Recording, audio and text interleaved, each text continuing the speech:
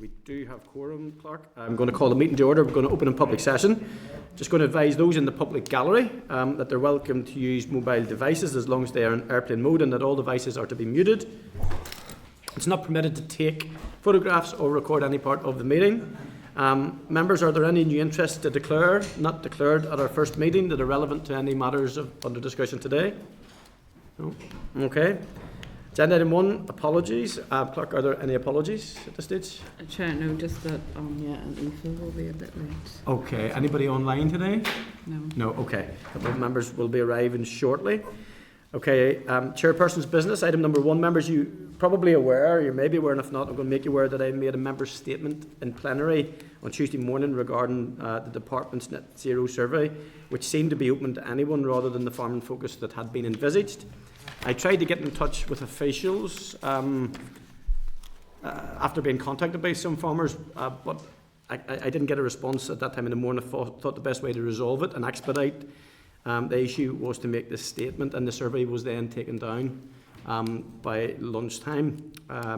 So I'm hoping that the department will respond to that because it did create a bit of a wave of unnecessary anxiety, and there were certainly things in it that bounced out to me that probably weren't a really good step to get off with regard to the farming community in regards to trying to get to net zero. If any other members, any comments they want to make on it or anything, are you happy enough that I'm dealing with it from my perspective as having raised the issue on Tuesday? Is that okay?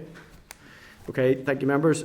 Chairperson's business. Item number 2, referring to page 6 of the pack, the correspondence from the Chair of the Committee for the Economy regarding the joint concurrent evidence session we attended in the Senate chamber yesterday, which was to consider the response of fibrous networks to Storm Eowyn. Thank you to those who attended in person or by Zoom. Those of us who attended, do you wish to make any comment on that meeting? It was agreed that a follow-up concurrent meeting will be held to hear from officials from the Department of Economy and from DAERA on Project Stratum. The clerks will keep us advised in due course. Are there any specific queries or questions that weren't captured in that concurrent meeting? No? It was pretty well covered, and thank you for your input into that. Certainly the rural communities more than had a voice from the members of this committee. I want to thank you for that. Okay, item number 3 is referring to pages 7 to 106 of the pack for the Programme for Government 24-27 report. Members, as you're aware, the programme was approved by Assembly on the 3rd of March. Are there any comments to make? Are you content to note? Content to note, thank you, members. Item number 4, referring to pages 4 to 15 of the table of papers for the oral statement from the Minister of Finance made in the Chamber on Tuesday, announcing £120 million of transformation programme funding for innovative projects will support and drive the transformation of our public services. Are there any comments that anybody wants to make? Are you content to note? Content to note. Okay, thank you, members. Agenda item 3 is the minutes of our meeting on the 27th of February. Refer you to pages 107 to 122 of the pack for the draft minutes dated the 27th of February. If any members any comments to make, please let me know. And if you're content with the contents as drafted, I'll sign them. Are we content? Okay. Thank you. Thank you very much. Okay. Agenda item 4, matters arising. Number 1, I refer you to response from the Department dated 27th of February, pages 124 and 125 of the pack regarding an update on the new Farm Sustainability Standards FFS and penalty scheme. Members, following the oral briefing on the 13th of February, we requested further information regarding the date for completion of the Nutrients Action Plan, that's the NAP review. The Department's response states that following consultation and finalisation of the updated NAP, it is estimated that the updated NAP regulations will be introduced in the second half of 2025. We also queried how the NAP review will impact on the development of subsequent revision of the FSS. In response, the Department states that any new measures brought in via the NAP will be incorporated into FSS for the year of implementation of the NAP measures. The FSS document will be updated to reflect any NAP changes as they apply. Are there any comments that anybody wants to make in that regard? Are you content to note the response? Okay, content to note. Item number 2, referring to response from the Department dated 4th of March at pages 17 to 18 of the table of papers regarding the conservation, natural habitats, etc., amendment regulations, Northern Ireland 2025.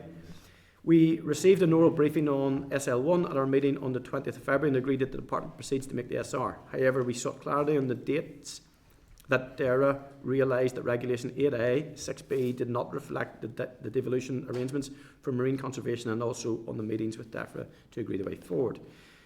Members, the Department states the issue was first raised by DEFRA on the 9th of June 2023, and DERA officials then met with DEFRA on the 6th of November 2023 and agreed the regulations needed to be amended. At that time, it was not clear what powers were available to make the amendments because the European Communities Act 1972 had been revoked.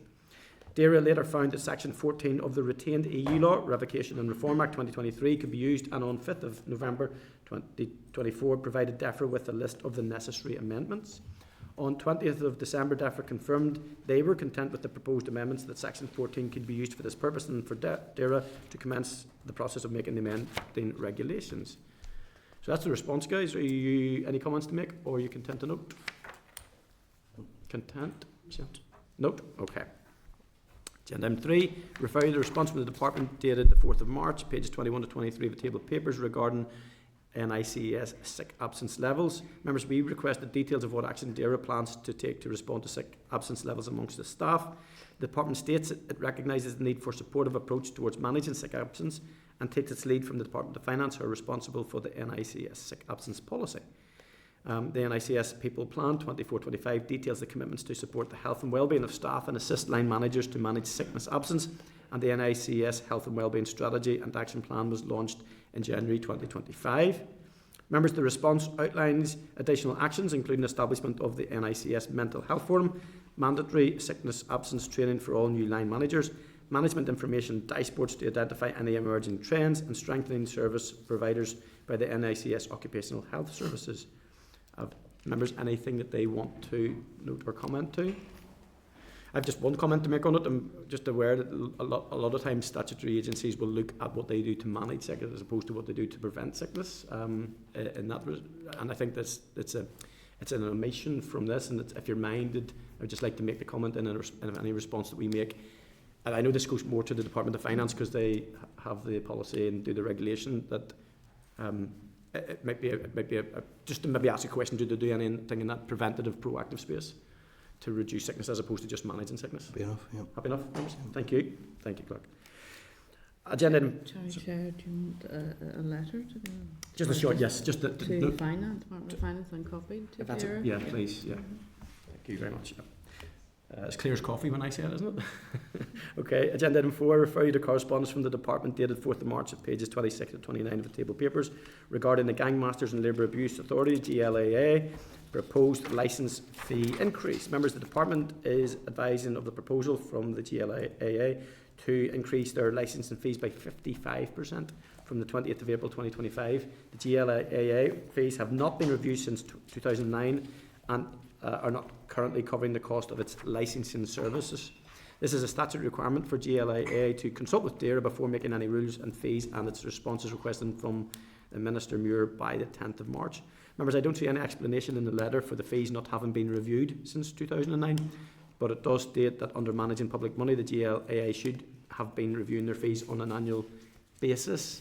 Have any members any other comments they want to make in regard to that? Are you content to note? Okay. The Minister will be getting that, I will respond to that maybe by the 10th of March. Okay. Agenda item 5. Sorry. We move on to number 5. Can I come back on something that I just... Of course, yeah. Last week I had asked for that be right to the Department around the extra powers which to reallocate funds, which is in the Farm Sustainability Bill. It's not in the draft minutes. So is that something we can pick up on? Yeah, no problem. For absolutely next week? Okay. No problem, yeah, we can... I should have come in whenever draft minutes were up, but just been reversing back here. No, Chair, we can get the minutes amended, apologies. More. Thank you.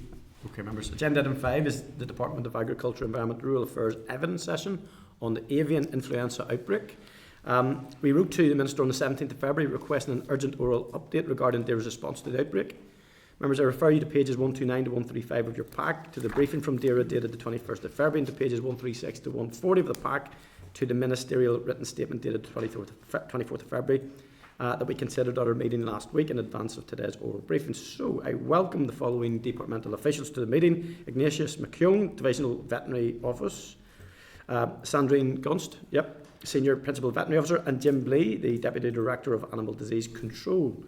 So I just want to welcome you to the committee. I'm just going to ask you to give us your best brief, please. Okay, thanks, Chair. Thank you. Good morning to you and the members of the committee. I'd like to thank you for this opportunity to update you today on the current avian influenza outbreak. As you've mentioned, Chair, I'm joined today by Senior Principal Veterinary Officer Sandrine Gunst and Divisional Veterinary Officer Ignatius McKeown, who along with myself will answer any questions committee members may have after the presentation.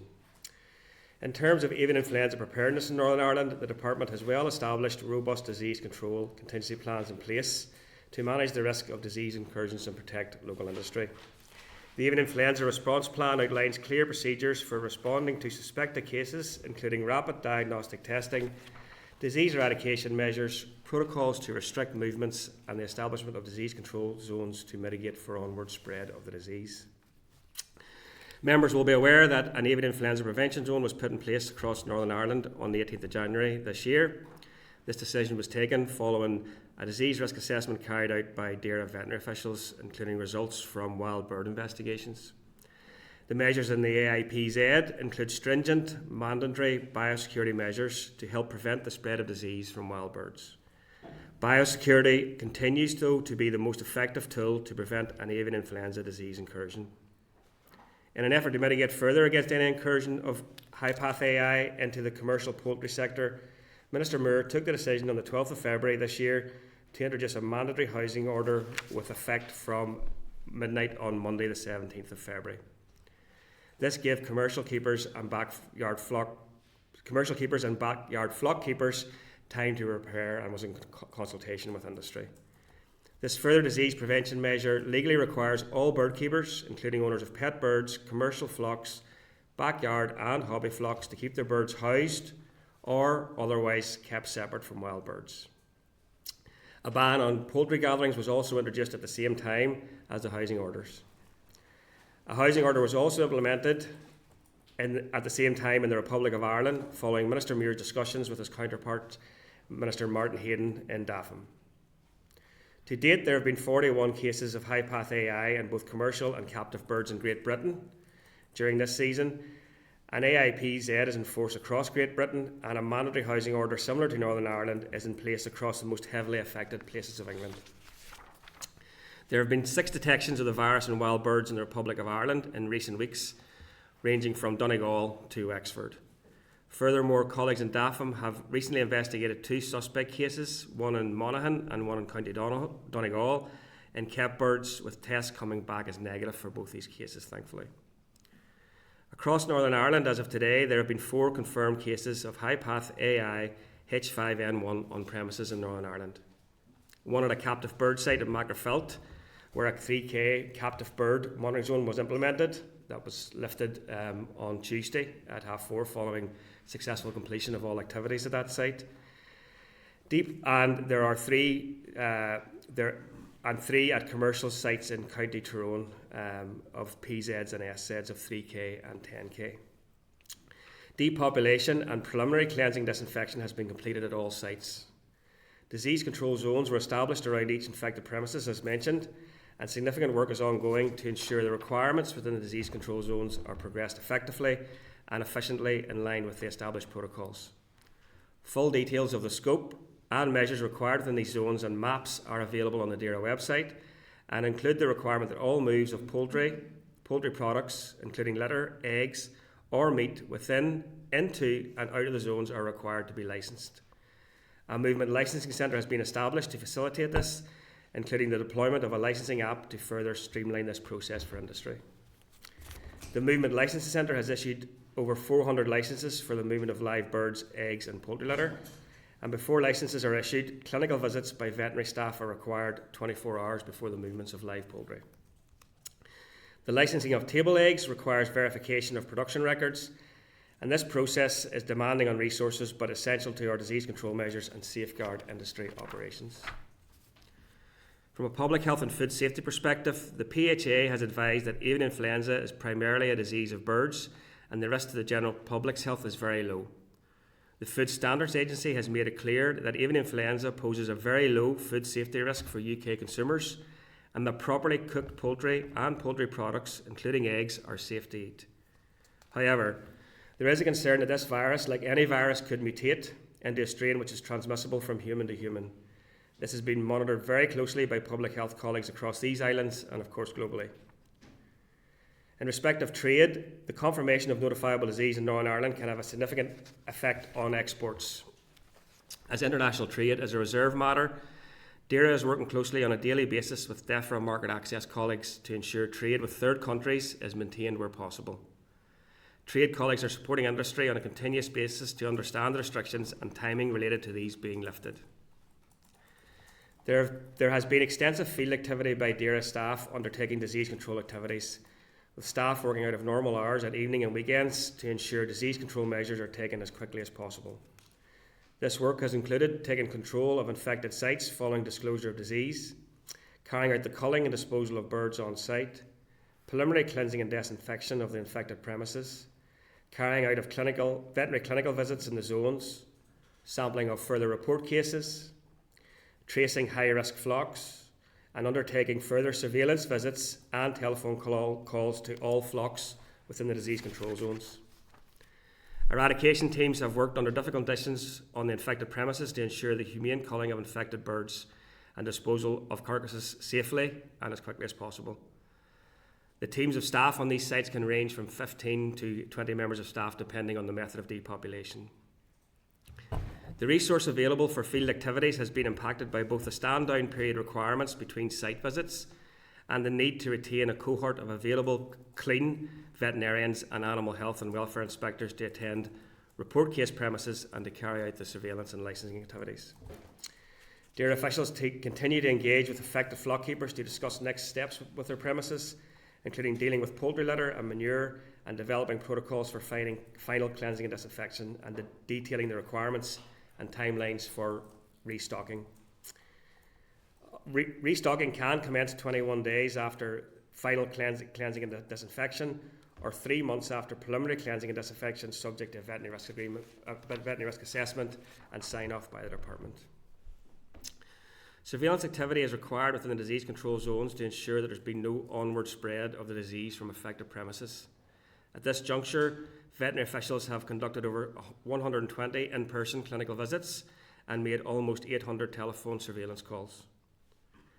We have been working closely with our colleagues across Great Britain and in the Republic of Ireland as this outbreak develops, and this has included frequent stock take calls across the UK and close collaboration with colleagues in the devolved administrations on the approach to this outbreak. We have also had regular engagement with colleagues in DAFM to update them on the current position and discuss cross-cutting issues. In cases where a notifiable strain of AI is confirmed, the department is required to depopulate and dispose of affected poultry to prevent further disease spread. Compensation for birds culled at the direction of the department is payable in these circumstances, and work has begun to calculate the monies due to flock keepers in close collaboration with them. A detailed breakdown of costs associated with this current ongoing outbreak is not available at this stage.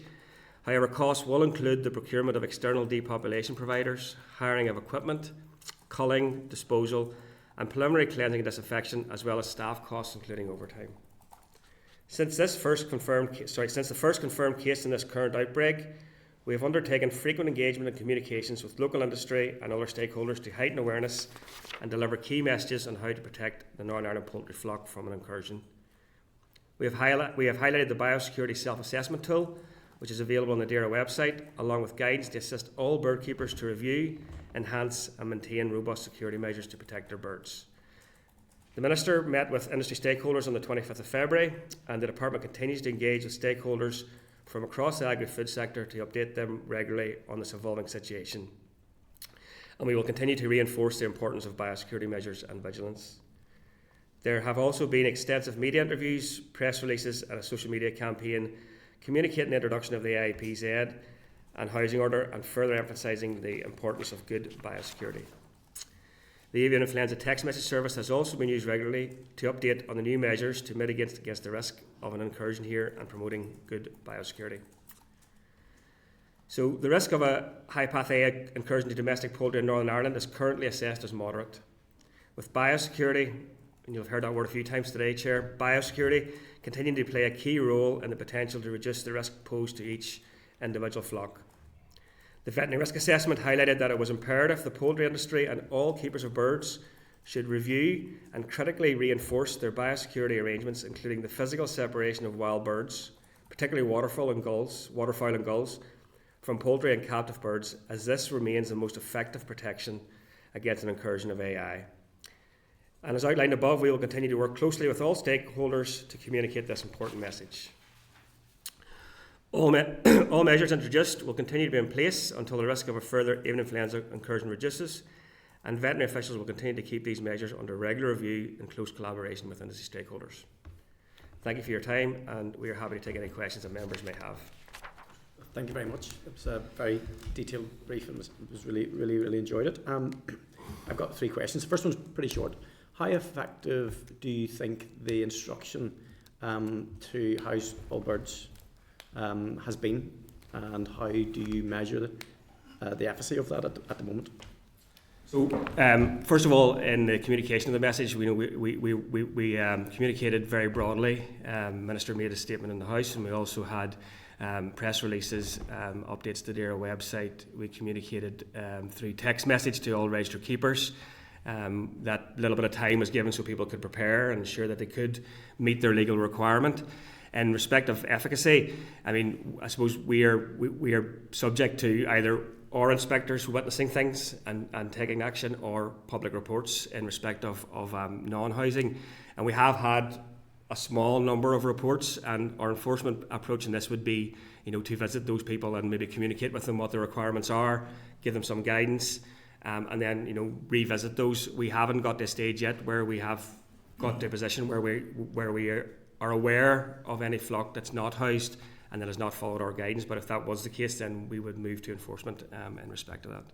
And it's my own assessment in thinking about this over this last couple of weeks that the housing arrangements apply to every type of bird, including pigeons, racing pigeons, every sort of anything that anybody would keep and give that would have flight. So if a member of the public wanted to raise a matter of non-compliance, then they contact the department have a team that will respond to that directly.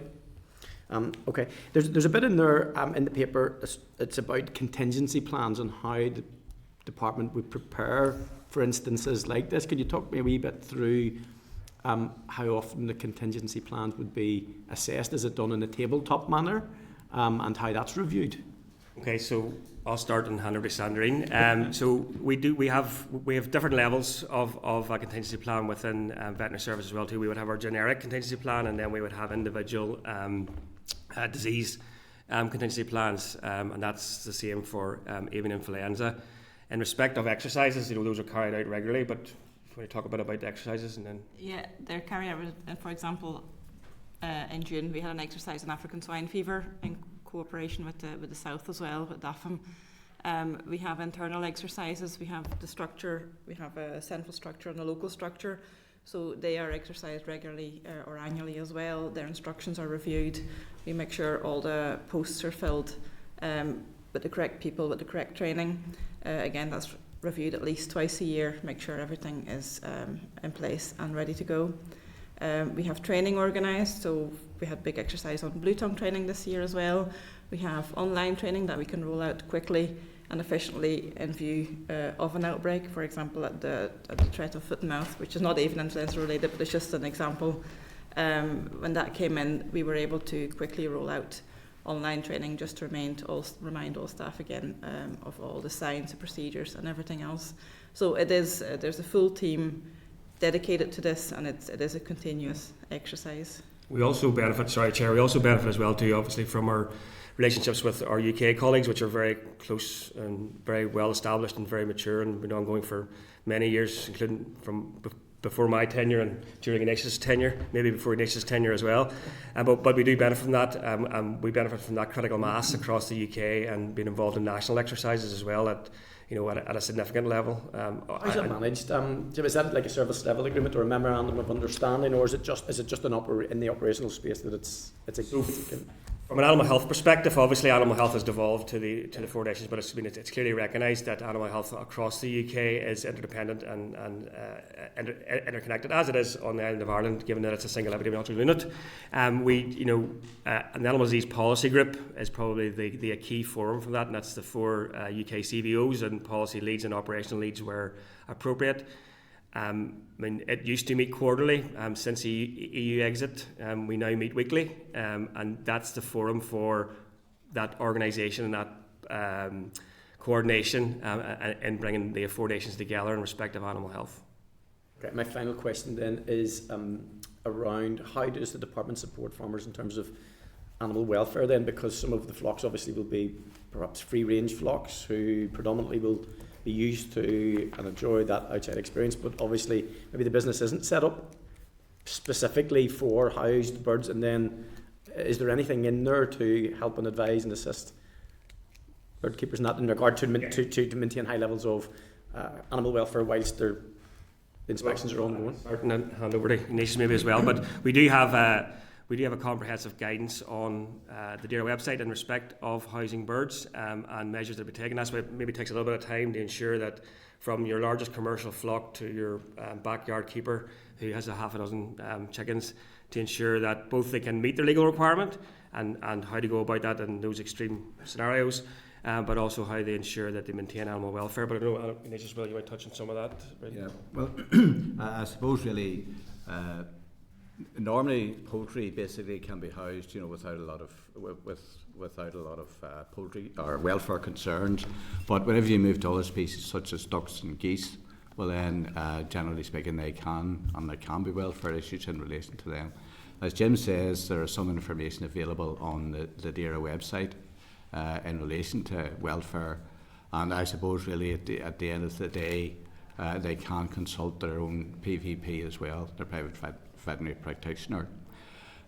We talk about housing, but there is also the facility to keep your birds separate from wild birds, and that can include netting as well.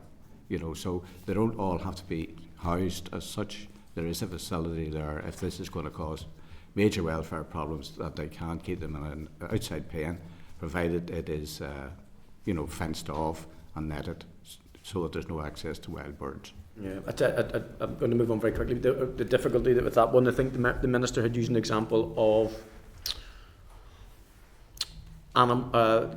say wild bird litter coming in through a vent into a housed unit. So it's, yeah, okay, I appreciate that, Ignatius, thank you. Okay, Declan. Thank you, Chair, and thank you for the presentation as well. And obviously, none of us underestimate the serious impact this has for the farmers who do their best in terms of biosecurity. But an example Robbie gave there, in a number of the cases there that actually was housed birds that were impacted. Just so the farmer had taken the appropriate biosecurity measures. So tell me, in terms of, obviously, the department funds the cost of culling and the disinfecting and the assessments and surveillance. Is there an appropriate budget set aside for this here? So, as I mentioned, Declan just or Deputy Chair, sorry, at the start, the detailed costs are not known at this stage, at this juncture. We are working closely with our finance division to ensure that all the emerging costs can be covered within the department's overall resource DEL budget, which has been already been finalised for 24-25, and then any future costs for 25-26 will be considered as part of the June monitoring round. I think the answer to your question is that for episodic disease outbreaks, there is no budget line, but the department's managing within their resource DEL finalised budget for 24-25 at this juncture. Yeah. So the appropriate or prudent for the department because it's so probably unpredictable to prepare for that there, for that sort of an eventuality if we had an outbreak again. Yeah. Well, and there was my understanding is from finance colleagues is that at the previous budget bids there was a bid put in for 1 million for these purposes, but that bid wasn't met at that juncture, and will probably continue to be bid for on an ongoing basis. Yeah. And seeing the issue of the litter, how do you deal with the litter of from the houses which have been impacted by the influenza? So on affected premises, Yeah. Ignatius, do you want to pick that up? In relation to the letter, basically, there's two ways the farmer can deal with it. The first thing is he can leave it, in the house for a period of a minimum of 42 or 60 days, depending on the type of manure that it is. The other way that he can deal with the litter is that he can move it off under DAERA supervision to another premises. And again, as I say, certainly some of the farmers are looking at that particular option.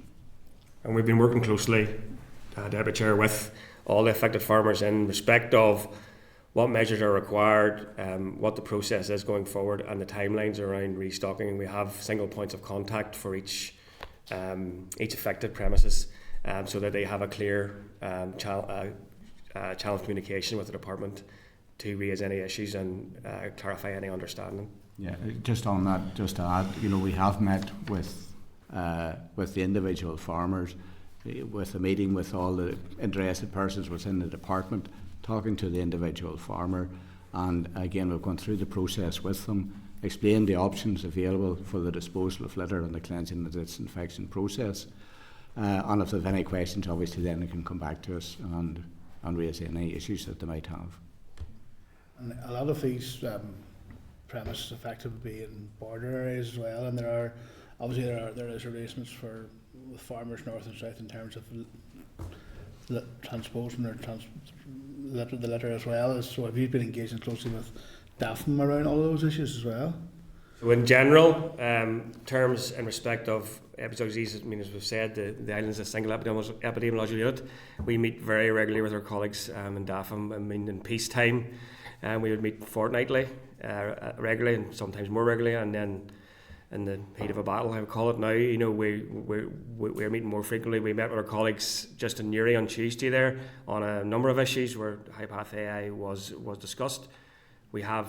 Unfortunately, we have experience in the past of outbreaks in both jurisdictions, which meant the disease control zones had to cross into the other jurisdiction, and we've had to work closely to implement those. And then in respect of how integrated our agri-food, particularly the poultry industry, is both in movement of live birds and movement of animal byproducts. We have worked closely to ensure from a disease control perspective, but also from a trade perspective, that both jurisdictions are content with arrangements and agree arrangements in respect to those matters. Yeah, so just finally, Chair, I think you kind of answered me the question that I asked. Would each jurisdiction implement each other's control zone? There is a legal requirement that if a control zone would extend into another jurisdiction, that the corresponding jurisdiction must implement that control zone and the measures within it. Sorry. Thanks, Jim. Thank you, Chair. Thank you, that was a good question. Patsy. Thanks very much indeed, and thank you for your presentation, also for the department's work in dealing with a very difficult situation. What I wanted to ask was the applicable time for where the compensatory amount kicks in. Could you advise me on that, because that seems to have been raised as an issue?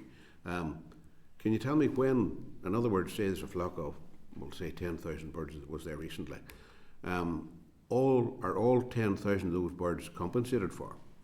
So, yes, there, Patsy, is that right? Yes, that's grand. Yeah. So in respect of the compensation that is payable under the Disease of Animals Order in 1981, that compensation is payable for live birds that are culled under our direction, and that direction is for disease control purposes. Yes. That is to mitigate for onward spread.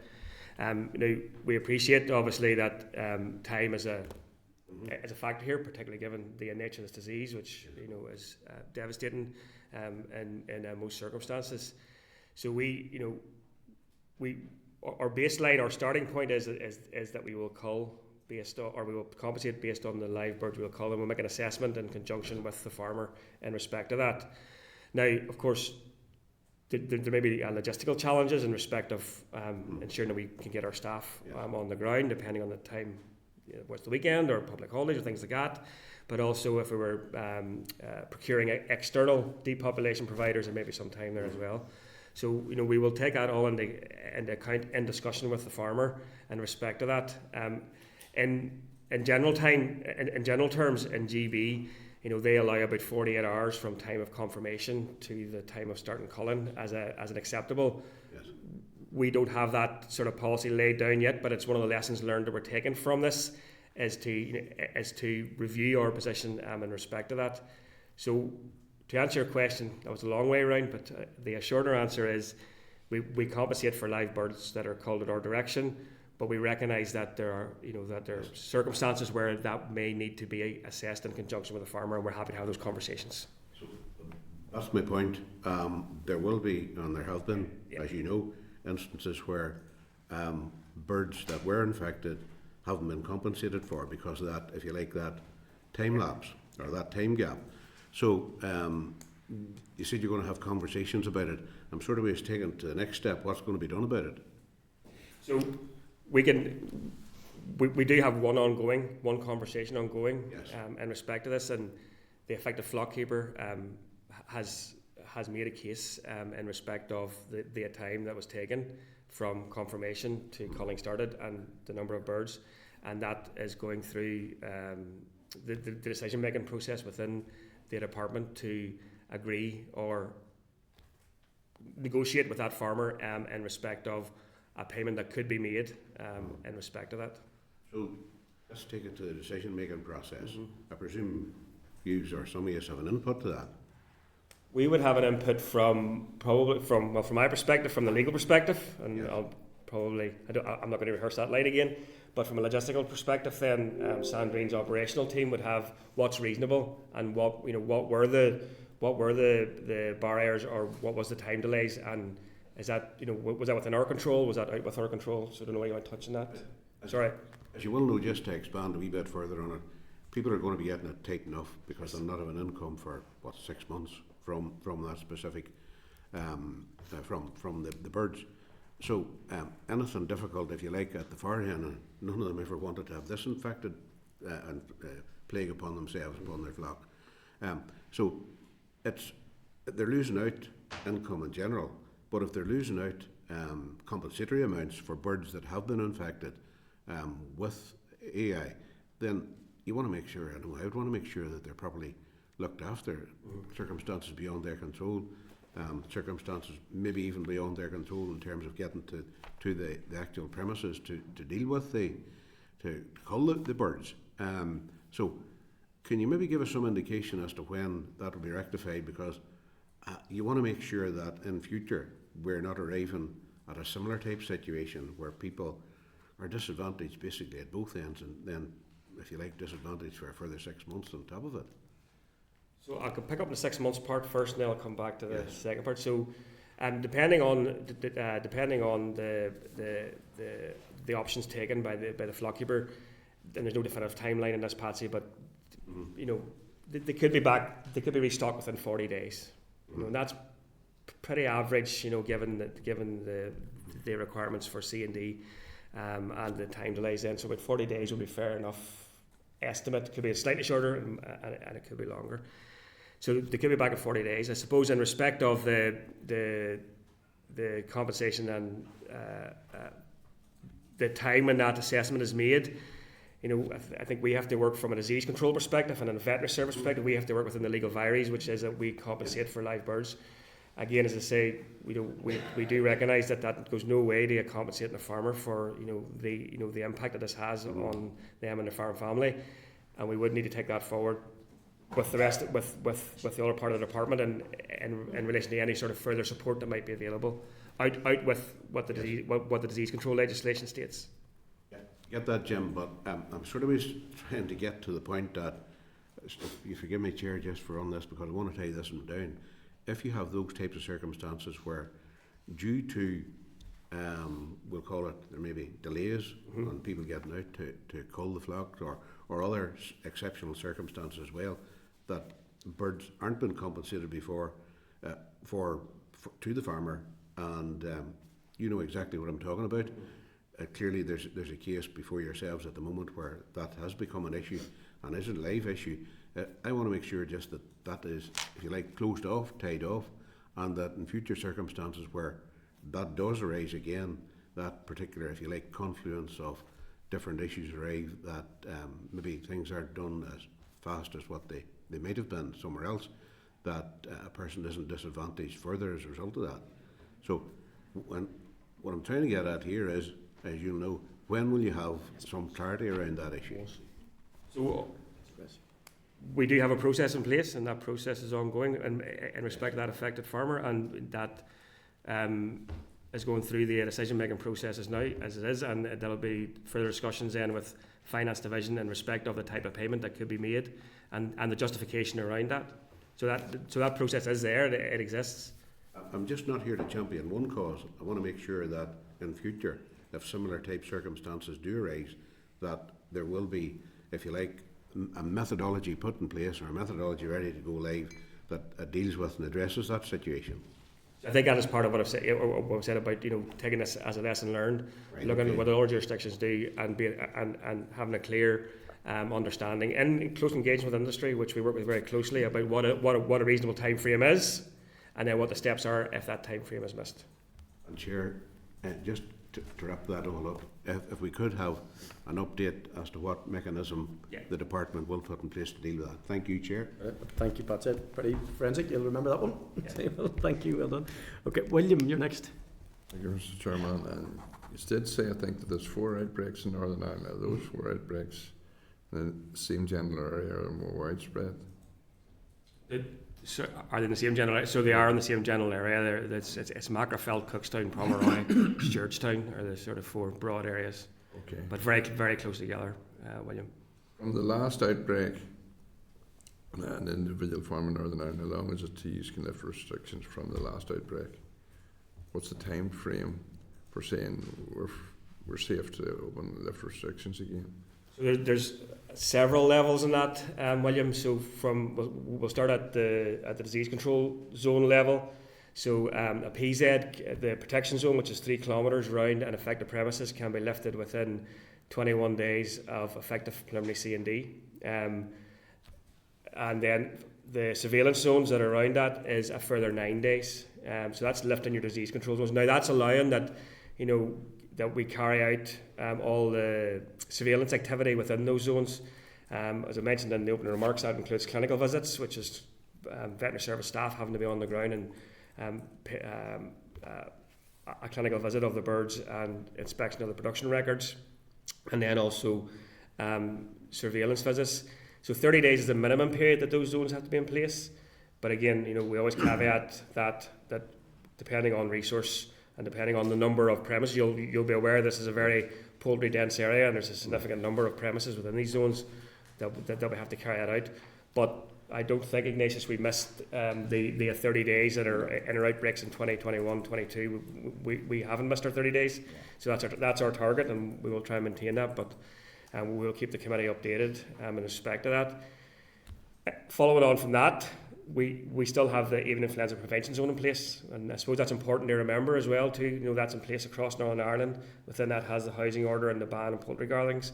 That will remain in place until we are confident from a veterinary risk assessment perspective that the likelihood of an incursion has reduced, and that measure will only be lifted in conjunction with industry and in conjunction with our colleagues across the UK and Ireland in respect. And probably, to be honest, stepping into these controls, we like to step out of them because it gives you some other opportunities of messaging. So the housing will come off first.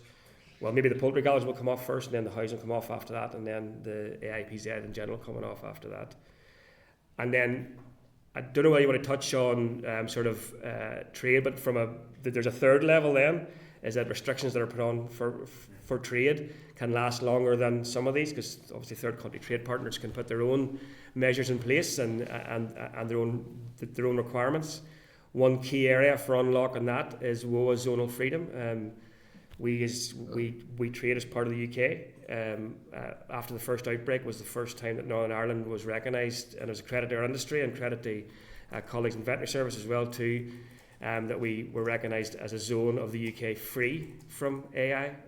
GB unfortunately has not had their freedom back they had it back for maybe 2 weeks, unfortunately, but we have maintained ours until this juncture since 2022. So that WOA zonal freedom is another step that we can take then to ease measures. Does trade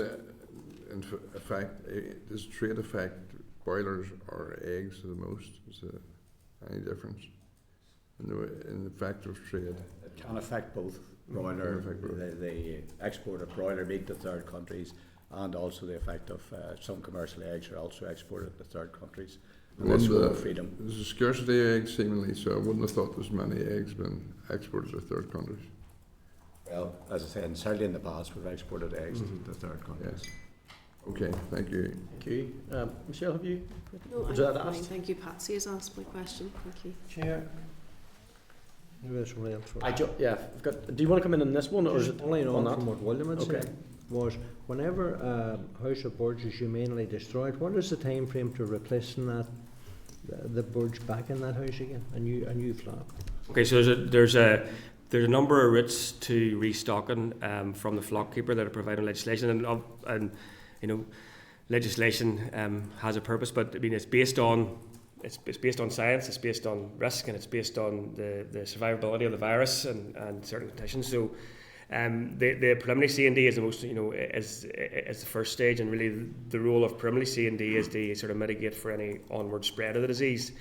The next step then is a secondary C&D, and depending on what approach that the flock keeper would take, and we would work very closely, and we have very experienced staff in respect to this, working with the flock keeper to explain the options and explain the timelines. But the minimum time frame for the completion of secondary C&D is 14 days.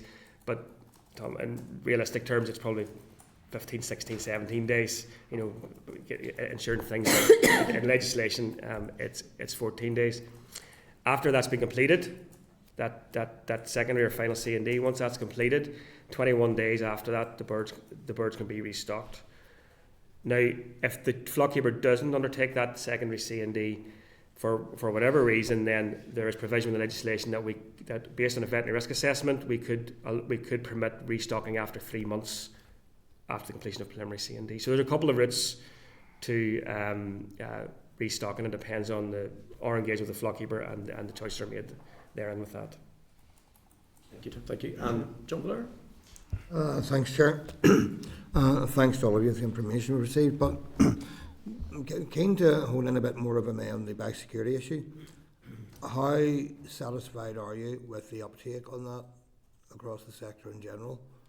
And also, how are you fixed for resources to check the proper biosecurity measures are being maintained for the duration required?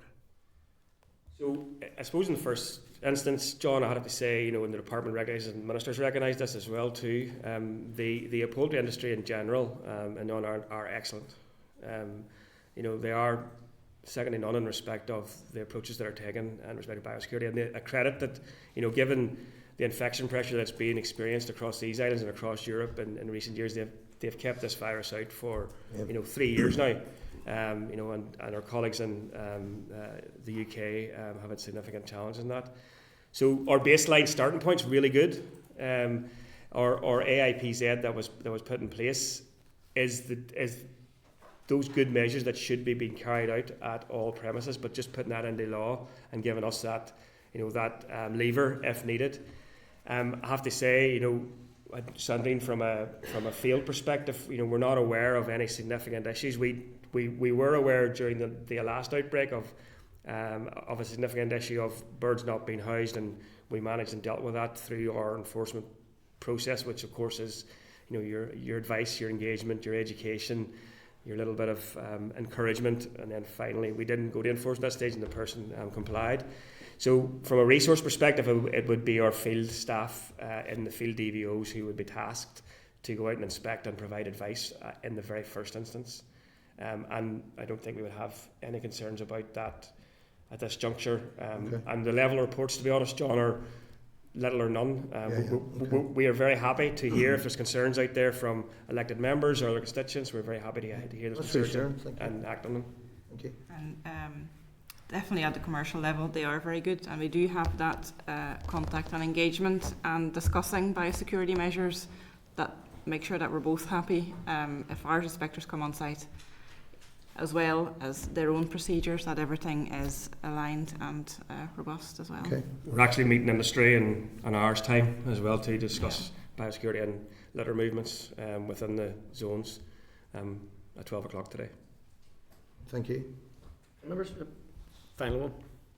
Don't mind. You just got to the bit that's, and you said to John, you know, if you get a case or an indication or someone makes a report, you go out and educate and convince, convert, whatever that is. Yeah. It sounds like the PSNI lines. Well, What does I it- favour the PSNI Yes, lines, Chair. What does enforcement look like?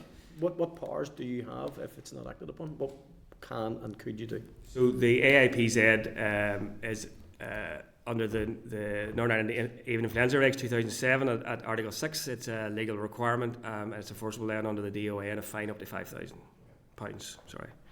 We don't want to get there, Chair. I get that. I appreciate that. Thank you. Thank you so much for your time. Members are content. Thank you. Thank you. Keep up the good work. Okay, members. Agenda item 6 is the Department of Agriculture, Environment and Rural Affairs evidence session, the Loughney Action Plan Programme Management Update. Refer members to pages 142 to 145 of the pack for the paper for this item. The purpose of the briefing is to provide an update on the implementation of the Loughney Action Plan. So shortly we will be welcoming the departmental officials to brief the committee and answer any questions after the briefing. Those that we will be given the presentation are Adele Willis, Loughney Delivery Governance Natural Environment Policy Division, Catriona Davis, Water Management Unit NIEA, and Patrick Murphy, the Chief Scientific Advisor for DAERA, and then we'll take a series of questions. Welcome and good morning. Good morning. Thank you very much for your attendance. We're looking forward to the session, and once you're comfortable and ready, you can brief the committee. Thank you. Okay, good morning, Chair and committee members. Thank you for the opportunity today to provide an update on the implementation of the Loughney Action Plan. Before I begin, allow myself to introduce myself. I'm Adele Willis, Assistant Director of Loughney Delivery and Governance and Programme Manager of the Loughney Action Plan. I'm accompanied today by my colleagues Catriona Davis from Northern Ireland Environment Agency, and she's Head of Water Management Unit, and Patrick Murphy, Chief Scientific Advisor's Office. I'll begin by briefly outlining the background to the Loughney Action Plan and set out the progress made to date. As you'll be aware, the Loughney Report and Action Plan were developed by a joint DAERA, Department for Infrastructure Water Quality Steering Group, to tackle the ongoing water quality issues, particularly the blue-green algal blooms that have impacted Loughney. The action plan is science-led and aligns with the Environmental Improvement Plan to take a strategic approach to the broader challenges in the catchment area. The Executive, as you'll be aware, approved the plan in July 2024 and it was published shortly after. The plan comprises 37 actions with primary responsibility for implementation of these actions resting with DAERA, supported by the Department for Infrastructure and the Department of Justice. I am responsible for the programme management for the Loughney Action Plan. My role is to oversee and drive the implementation of the 37 science-led actions to improve water quality in Loughney. Moving on to progress to date. Governance structures have been introduced and there's now a Loughney Programme Board and Loughney Stakeholder Forum which are now in place. As an overview of the 37 actions, 10 actions have been delivered, 23 are progressing, 4 remain to be commenced, and there's been significant progress across multiple areas, and I'll now go in and give you a quick breakdown of those areas. Research of innovative solutions under the Small Business Research Initiative. The Loughney Blue-Green Algae Small Business Research Initiative is in phase 1, which is currently underway, and it's to look at new ways of developing new approaches to tackle algae without affecting the environment or minimal impact. The Sustainable Use of Livestock Slurry SBRI programme is in phase 2, and it's aimed at supporting innovative nutrient management on farms. In practice, some farmers are already having their slurry separated and diverting phosphorus-rich solids to be used as a feedstock for anaerobic digestion, thereby reducing excess phosphorus being spread to land. Under regulation and enforcement, work is continuing to recruit enforcement and regulatory staff focused on the Lough Neagh catchment. Recruitment is well advanced, with 21 of 28 enforcement and regulatory roles filled to strengthen pollution response efforts. These posts include a range of monitoring, assessment, inspection and enforcement roles across a number of teams within the Northern Ireland Environment Agency. DAERA officials have been undertaking increased waterway inspections within several Lough Neagh catchments of concern. To date, over 100 sites have been assessed to identify pressures on water quality, with several instances of pollution discovered and referred for further action. Around stakeholder and community engagement, the first quarterly Lough Neagh Stakeholder Forum was chaired by the Minister in December 24, with the second meeting scheduled for next week.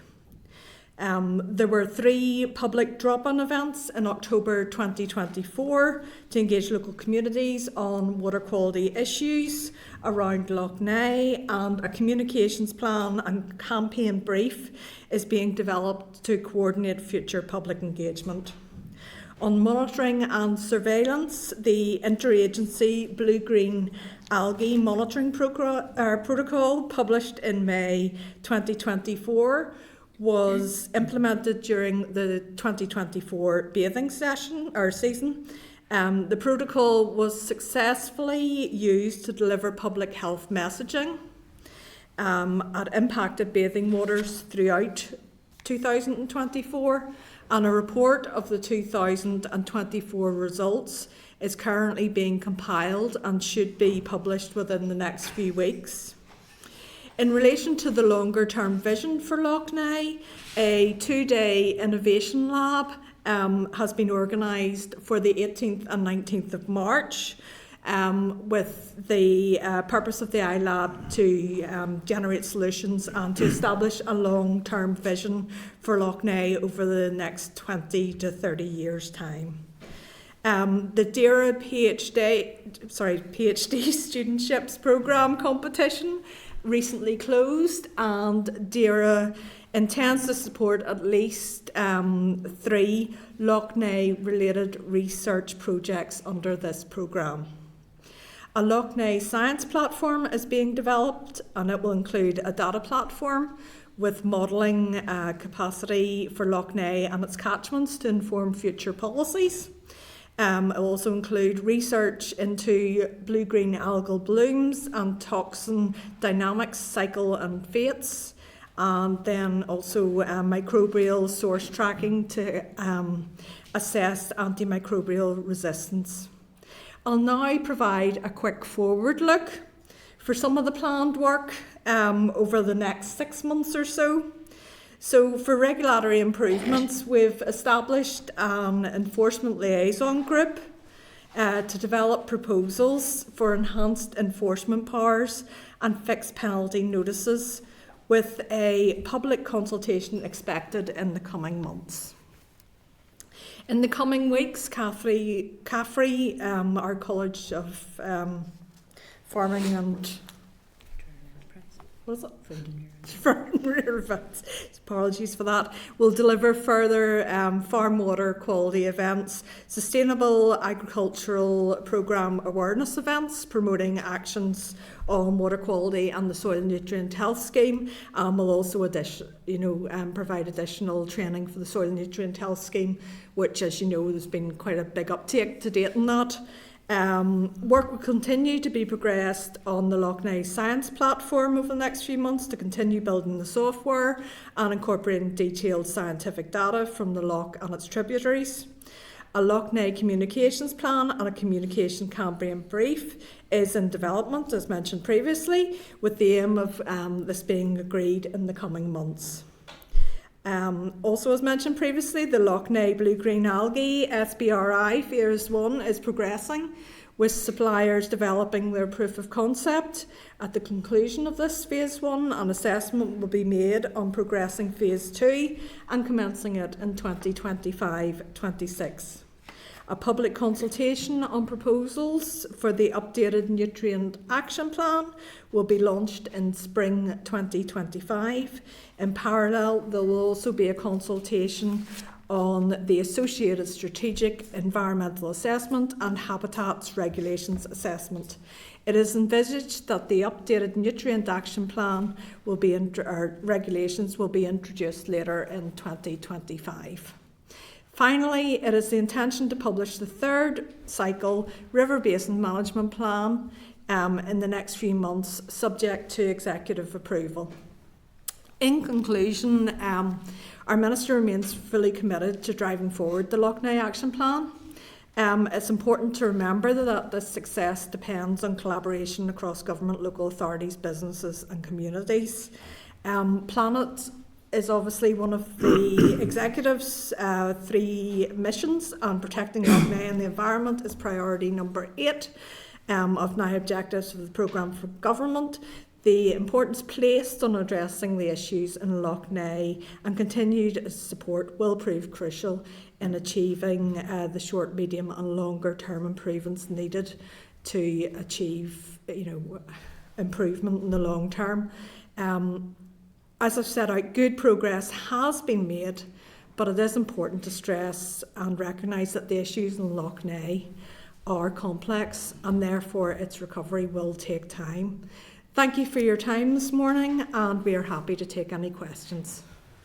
Thank you so much. And this is the first in-depth brief that I've received as chair, because I'm here 6th October. I've been looking forward to it, and I know that it is a priority right across the Chamber, the Assembly, and now the Executive, and have been picked out in the programme for government, so that is good to see. I'm going to start off with what hopefully doesn't come across as in any way like a cheeky question, but it's a lowball question.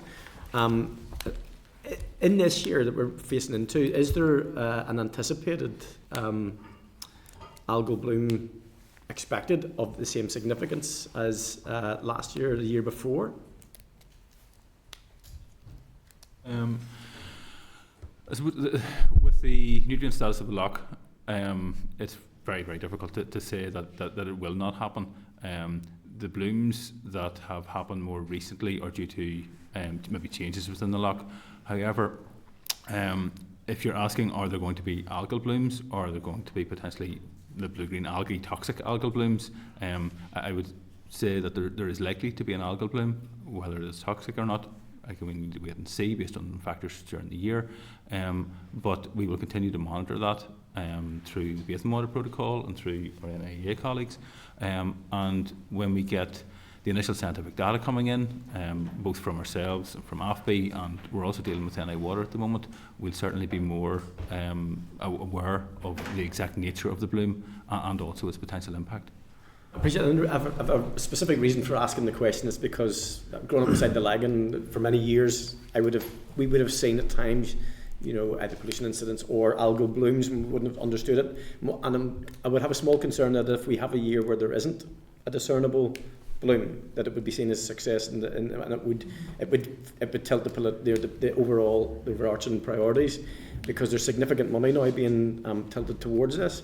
And one of those I'd like to bottom out is, if you look at the resource and the capital allocation here, unusually the capital allocation is 3 times the resource, and I'm just wondering if you could explain, if it's possible for you to explain that to me. So it's just over 12.8 million, I think, that's been allocated to capital, and resources much smaller. Is there anything in that you have? And if you don't, it's something we can receive from the department, what that is built around, that number? Yeah, it'd probably be better for us to respond to you separately on that in writing. Yeah, okay. Thank you very much.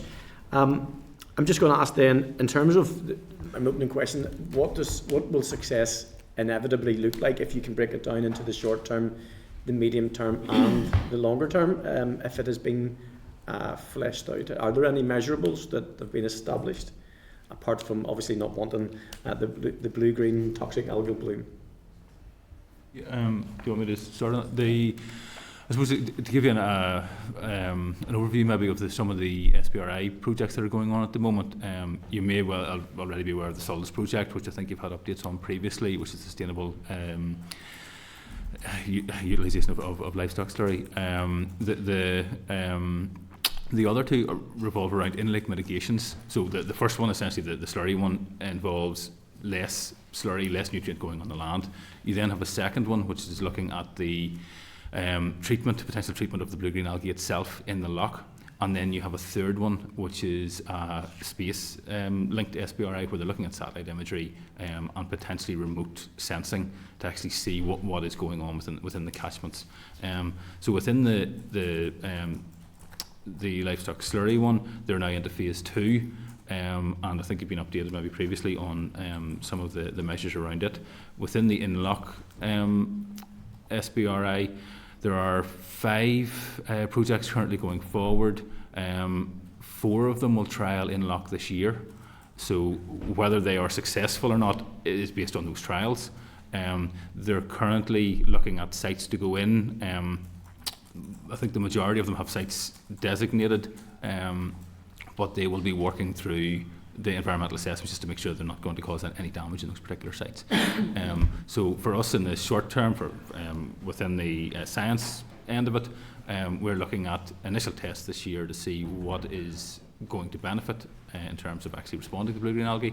And then from the space SBRI, which is currently occurring at the moment, we will be looking at trying to work out where the algal blooms start and how they move within the loch. So rather than essentially treating the loch as a unit, we could potentially treat specific areas within the loch, which again feeds into your question around capital, resource, etc. We want to be able to do this effectively, but also in a managed way in terms of resources. Then also within the science area, we have we're working with colleagues in AFBI at the moment to commission a number of research projects, which will again look at improving the levels of data that we have to feed into that modelling and to feed into the decision-making processes that we have. I'm not sure if anybody else wants to come in on that as well. Chair, just from our point of view in the agency, the long-term result will be improvement in water quality, obviously. The recent statistics report published last week indicated that Lough Neagh actually went from bad to poor, so there was a minimal improvement there. But from the point of view of short and medium, it's to see a reduction in the nutrients going into the loch, and therefore tackling it at source. And that's throughout the catchment. So being able to work across the catchment to find the reductions there, which will then have the impact on the overall loch itself. So it will be a long-term process to see the impact of the work that needs to started and needs to continue. And I think that's the thing. It is a long-term picture that we're looking at.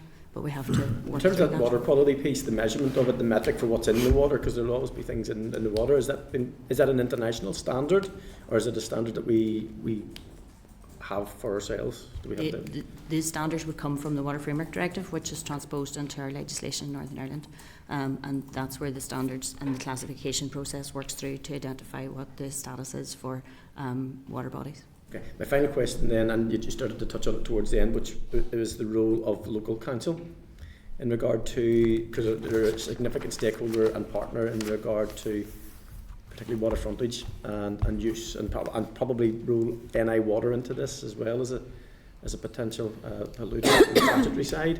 What do those relationships look like with the board and the panel, and not a league table of high performing councils, but are there any concerns? As members of the stakeholder forum includes council members as well as NI Water also. We have good relationships, good lines of communication at present with that, and we're hoping that will be continued moving forward to address these issues. Okay, but listen, I'm going to now open up the floor to are you foregoing, Declan, or have you got a question, or I just wanted to ask about the sustainable use of the slurry one. I remember we got a briefing on that at one stage in the past about the sustainable use of manure. We're effectively effectively, I think the proposal that's just for like a mobile machine or whatever to go around farms that would sort of segregate the phosphates from the rest of the story.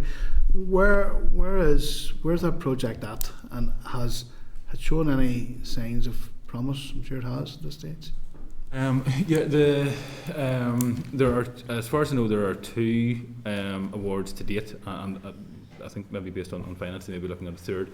One of the awards has been reasonably well publicised, so that the supplier in that case, they're already going around a number of farms. The figures that they're giving are that they are looking at 40 farms and over 1,000 tonnes of separated solids to date. Now that they're separating it into a more solid fraction and a more liquid fraction, and then they can utilise those in different ways, so that there's a significant amount of nutrient being taken off site or off fields. And just for clarity, then, isn't that would be brought till 8A? Is that right? Yes, yes, honourable digestion, and potentially other forms of I suppose energy development, and then also other forms of potential utilisation.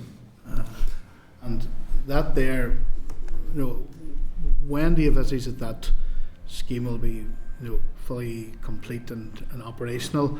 And I'm presuming it's not just confined to the Lough Neagh catchment; it'll be right throughout the region. Is that right? Yeah, well, it certainly will be of benefit in terms of nutrients across Northern Ireland. The SPRIs that we have, although they're mainly focused on the Lough Neagh issue at the moment, they're a very good sort of basis for general benefits in the wider agriculture nutrient management ability. Thank you. Thank you. Patsy? Thanks very much, and thank you for your time. I was just listening carefully to what you said there about you didn't know whether the algae bloom this year would be toxic or not. Can you tell me what sort of circumstances would lead to it being not toxic this year?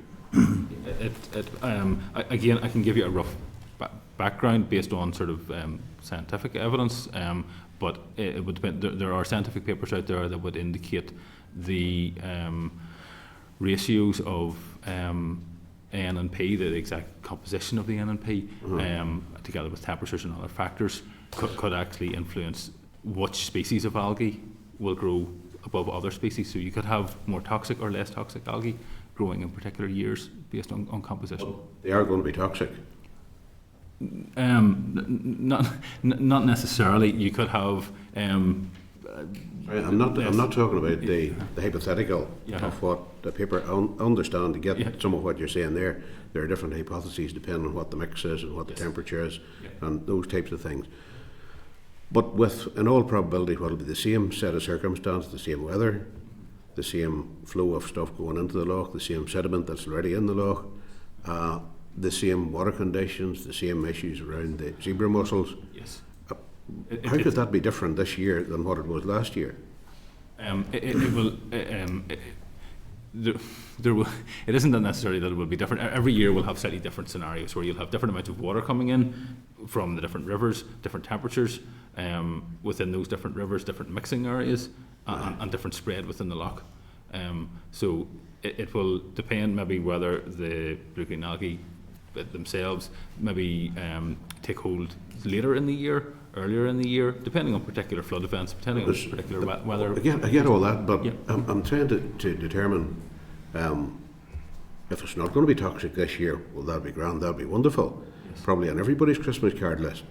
But in your mind, to your mind and to your colleagues' mind, is the level of toxicity going to be much the same as what it was last year? It's on the basis of what's happened over the last 2 years, it is reasonable to assume that some form of toxicity will exist. Right. I think that's grand. That's fair enough. I can't predict entirely what's going to happen. But it's just that initially I picked up, maybe wrongly, I'm not too sure I did, but that you couldn't say whether it's going to be toxic this year or not. Anyway, thank you for that. But what I wanted to get was back to the issue that Declan was referring to, the sustainable use of livestock slurry there. I think it's at paragraph 6. You mentioned in the the evidence or the prep that you have before us here, there's mentions of jobs. Aye, there's there. It's already creating green jobs, stimulating innovation, which you would hope it is, delivering a cleaner environment and helping Northern Ireland make important strides on the road to net zero. Can you give us some sort of insight as to how many jobs it has created and where, and the level of innovation and how that's happening and where it's happening? Is it happening on farm? Is it happening in laboratories, or where is that? It sounds good. I just want a wee bit more dig down as to what in actual practice it means. Yep. Have you got information on that at the moment? No, I was going to say we'll have to get back to you on the specifics and that, because we haven't got the person who's responsible for that. Like that paragraph 6, just a wee bit more meat on the bones as to what it actually means, please. And then if we could, I'll be brief just on this, Chair, is paragraph 9 there. The Innovation Lab, the iLab, has been commissioned to generate solutions and to establish long-term vision for considering societal, environmental, economic perspective and agree strategic. What exactly is the iLab? To me, it's a group of people sitting with all research facilities and everything. But what exactly is it, and what does it do, or what is the intention for it to do? The Innovation and Consultancy Services in DOF have been commissioned by the Minister to take this forward. Right. It's a process of working collaboratively. We've got about 50, 60 stakeholders coming to the 2-day event in the next couple of weeks. Right. And it's getting all different sort of academia, environment, local councils, all sort of different areas involved, and looking at where we see the future vision for Loughnane in 20 to 30 years time, what the issues are at present, grouping them forward, and then this will lead on to a further innovation lab whereby it will come out with a number of questions for this one, and what needs to be done, but then the overall strategic approach will be looked at a further iLab on down, so one will feed. I'm getting that. So this isn't actually a laboratory. This is a series of workshops. Oh no! It's just It's just what they call it. No, it's just maybe a bit of a misnomer. I know it's a terminology, but no, that's okay. That's all right. It's basically it's building. It's actually quite good from a stakeholder point of view as well, because again, it's building those relationships and getting people involved in thinking about a shared future vision for Loughnane as well, so it's getting them invested in that too. I should say, that type of approach has been about for quite considerable years, number of years. But anyway, good luck with that one. So, thank you. Thanks, Thank you very much, Patsy. JB, John Blair, please. Chair, thank you, and thank you all for what we've heard this morning, and also thanks to those of you who agreed to meet with me at a meeting with the Minister in local angling and conservation societies in my own constituency the other day, in the meeting that was held here. Paragraph 8 of the, or point 8 of the submission that we have is, I think, the most stark reminder of the fact that there can be no complacency or no cynicism around the actions required, and also a reminder of the threat, first of all, to our natural environment and native species, but also to the reputation of what we do in this place and how we do it. I'll just read from it if I may. 100 sites have been assessed with around catchments of Loughnane. Catchments of concern, over 100 sites have been assessed, water quality, habitat, macroinvertebrate analysis been undertaken. Several instances of pollution have been discovered and have been referred for further action. Can I ask that, given that some of the people I had in the room with some of the officials the other day have seen pollution incidents causing wipeout of the natural environment, massive fish kills, and all that's associated with that, sometimes these instances appear to be a carbon copy of what has happened a year or 2 or 3 or 4 previously. What efforts could be made within the plan to best include that voluntary capacity and willingness that's out there in angling clubs, local communities, and bring these people are often the first responders to whatever happens on the ground. So how can we best ensure that they're brought into the plan and feeding into the plan as we work our way through it? Okay, I'll maybe take that one. Just from the update of the paper that was provided, we now have in the region of 130 sites visited with the new catchment officers that were employed under the Lough Neagh funding, and those have focused on the rivers flowing into Lough Neagh. Engaging the voluntary sector, we do work closely, and we have engaged with the angling groups as to how we can take forward additional, as we discussed the other day, potentially additional training of how we can maybe support them through river fly monitoring, which is, we have looked through the Lough Neagh stakeholder working group, which we have established under the forum. And also in relation to how they can be the first responders and capture vital evidence for us to be able to take forward then, so that we have a case that we can present to the PPS to take forward for prosecution. So it's the capturing of that vital evidence that is important, and I think if we can support them in how we take that forward, I think that's going to be a very important way of engaging them. We also have the Freshwater Blitz, which is coming up on the 25th to 27th of April, where we have it's run by Freshwater Earthwatch, sorry, and we will be supplying a number of kits where people can actually test their water and submit it through an app online, and that will be available through open data. So we're hoping to have quite a spread across Northern Ireland through angling clubs and voluntary groups and communities, and people can register for that directly, or they can come to us and say that they're interested, and we've put a call out with key stakeholders in relation to that, so we can get enough information, enough kits for them to actually take part in that. So the citizen science piece is a really important part of the plan. Okay, thank you, Katrina.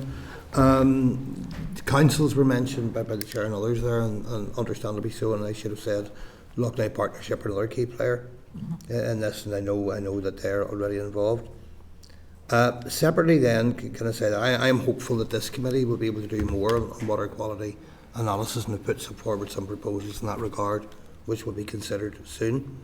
But in the meantime, can we be given any further update on the role being played by the Department for Infrastructure and Northern Ireland Water? I mean, we know, because the figures have shown us very clearly, that wastewater infrastructure, or the lack or malfunction thereof, is a major contributor to the problem at Lough Neagh. So to what extent have they committed to the plan at this stage, and what plans are there to better involve them and also improve what they're doing? Yeah, well, Action 12 of the Lough Neagh Action Plan falls under the responsibility for the Department for Infrastructure to take forward, and it's looking at Lough Neagh wastewater schemes. That is being progressed at present, but similar situation across the board in relation to funding and budget requirements and investment needed, are obviously going to impact that as well. Can there be, and this is my final question, can there be any interim contact with them to see what improvements can be made, for example, where there are wastewater stations around the shore of the loch, and we know that some of these are triggering concerns in multiple of the times a year that they should be. Can we therefore keep a contact with them to ensure whatever actions can be taken as we go are being taken to reduce any impacts there where possible? They are key stakeholders. They're part of the stakeholder forum, but separately as well, we've been engaging with NI Water, myself personally from a programme management point of view around communications. They'll be one of the people that we'll be developing the communication plan with, and we'll hopefully be aligning that messaging. We're also, you mentioned Lough Neagh Partnership there as well, and DFI. So, as things progress, The communications plan should be moving in one direction, and we'll have clear line messaging for the general public. I don't know if you want to say something more from... Really from the stakeholder working group, they do sit on that as well, their catchment team in relation to work, and I know they're doing work in some of the rivers that are inflowing in relation to the sustainable catchment programme that they have, but we do work closely with them on monitoring data, and maybe Patrick in relation to the sharing of data, that is... Yeah, they're currently sitting then within the Science Oversight Group. So as part of the Loughnane platform, we have our governance structure within DAERA, and that includes some of the universities, AFBI, and also NI Water. Okay. So we're bringing together the data sets that NI Water hold at the moment, and we're hoping to put those on the platform later this year, and we will also be sharing our data sets with NI Water so that we are maximising the potential of those data sets, just to make sure that we have a full understanding of what's going on across the two departments. And wider field as well, bringing in universities too, bringing co-centres, and again the AFBI research this department's paying for. Okay, thank you. Thanks a lot. Thank you, JB. Aoife? Yeah, thank you, Chair. Just a few questions, if you don't mind. You've said that over 100 sites have been assessed and several instances of pollution have been discovered. So how many is several? What form of pollution is it? How impactful is it? And have any enforcements been taken? Okay, just a small bit of detail in relation to some of those rivers that have been examined. We have identified unlicensed abstraction from commercial premises, which has been referred to the Abstraction Permit Licensing Team. We have identified potential discharge from septic tank, which has been referred to the consents team. We have identified sewage fungus growing and on tributaries, which has been traced back to a source. So sources have been identified and they've been reported to the pollution response team. And where there are discharges identified from agricultural premises, they will be reported to the Agregs team. So each of those catchment officers are taking forward a series of tests in the river, but also identifying discharges and abstractions, and those are referred to the relevant teams. So there have been, I mean, that's just an example of 4 areas of river where there have been 4 things identified. Okay. And I'm not saying that's all of them, but that's in terms of enforcement then? Well, that will work through. The team has been really only commenced work in October, so these have been referred through, and in order for pollution response teams to respond, then they will go through their processes and apply the enforcement policy according to what's found. Okay. And just the innovation lab sounds like a good initiative. We'd like to be updated on the outcomes, but is there any more detail on the studentships and how much funding is available and how many applications were received? That's from the PhD studentships. I'm not sure how many applications were received. The closing date, I think, was the 25th of February, and I think we have a few weeks to actually get round to evaluating those and getting them out. I think that the date for commencement is in October. There were, I can get back with the exact figures on the number of PhDs this year and the applications in due course. Fine, thank you. Thank you, Aoife. And Tom? Thank you, Chair. With regards to your actions, 10 actions have been delivered, 23 are progressing, 4 yet to be progressed. What are they? The 4 remaining ones, there's 2 are impacted by resource implications, or actually all 4 I think are resource, and one's actually connected to 2 other actions that need to be progressed in relation to fines and penalties. So there's really, one's interdependent on other actions taking place, which is why it's not being progressed, but the 3 then that are technically not being progressed, the pilot tree planting, which we're hoping will be moved in the next month or 2. There is a way forward has been looked at in that. the scope of a community challenge fund in association with Live Here, Love Here, and the introduction of a fertiliser database, and their sort of resource-led ones. I did hear earlier where you talked about on the farmland, and there was obviously work that has been done with farmers. There was 40 farmers or something that was looked at and so forth. So there is some work progressing there. What proposals has come forward from NI Water as to what they're going to be doing to stop the amount of sewage that they're putting into the loch every year? So has there been any proposals coming forward as yet from NI Water as to what action they're going to take to reduce this amount of sewage? I think that links a wee bit to the action that is in progress, and I know there's a lot of work going on with the water regulation team in NIA and the water reform programme in relation to how we work with NI Water and the work that they need to do to take forward enhancements or whatever is required at wastewater treatment works.